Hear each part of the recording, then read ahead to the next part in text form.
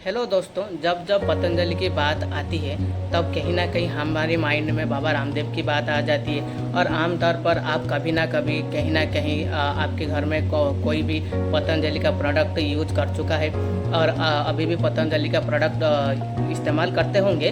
तो अभी अभी सुप्रीम कोर्ट ने एक ब्रेकिंग न्यूज़ जारी किया है। मतलब सुप्रीम कोर्ट ने अपना एक वर्डिक्ट सुनाया है कि पतंजलि जो जो प्रोडक्ट बनाता है उसका जो एडवर्टाइजमेंट करता है वो आगे से ऐसा एडवर्टाइजमेंट नहीं कर पाएगा।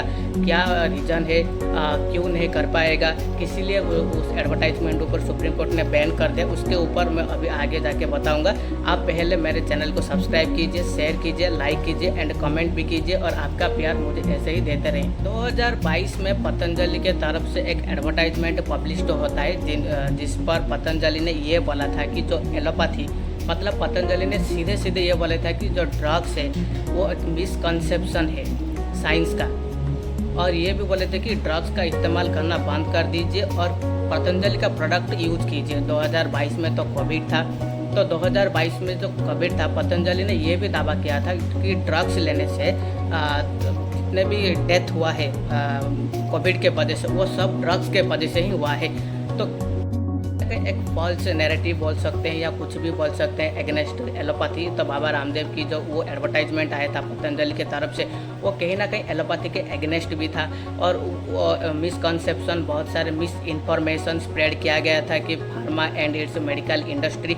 तो इन सबको ध्यान में रखते हुए इंडियन मेडिकल एसोसिएशन ने 2022 अगस्त में एपेक्स कोर्ट जो सुप्रीम कोर्ट है उसमें उस सब बातों को मद्देनजर रखते हुए और उस एडवर्टाइजमेंट के अगेंस्ट जो इंडियन मेडिकल एसोसिएशन ने 2022 अगस्त में एक पिटीशन फाइल किया था सुप्रीम कोर्ट यानी कि एपेक्स कोर्ट में कि जो बाबा रामदेव का जो एडवर्टाइजमेंट है ये कहीं ना कहीं डायरेक्टली और इनडायरेक्टली जो हेल्थ केयर सिस्टम है इंडिया का, जो एलोपैथी है उनके ऊपर डायरेक्टली और इनडायरेक्टली के अगेंस्ट में ही था। एक अदर मिसलीडिंग या फिर फॉल्स आप बता सकते हैं एनी मटेरियल पर्टिकुलर प्रोडक्ट के लिए, जो ड्रग्स के लिए। चलते हुए सुप्रीम कोर्ट ने मंगलवार यानी कि परसों अपना वर्डिक्ट ये सुना है कि मतलब एक कंटेम्प्ट नोटिस जारी किया है अगेंस्ट रामदेव जो को ऑनर है पतंजलि आयुर्वेदा का, और वो उनका जो मैनेजिंग डायरेक्टर है आचार्य बालकृष्णा के against for miss leading advertisement about health care in violation of an earlier order. Supreme court ने अपना वर्डिक्ट में ये भी बोला है कि जब जो जितने भी मेडिसिन बाबा रामदेव या फिर उनके जो पतंजलि कंपनी बनाएगी, जो पतंजलि कंपनी ये दावा करता है कि उनके मेडिसिन के वजह से कुछ ऐसे बीमारियों जो जड़ से ख़त्म कर दिया है, आगे चलकर जो भी मेडिसिन बाबा रामदेव या फिर उनके पतंजलि कंपनी बनाएगी उसका साइंटिफिक प्रूफ कहीं ना कहीं पतंजलि को देना होगा।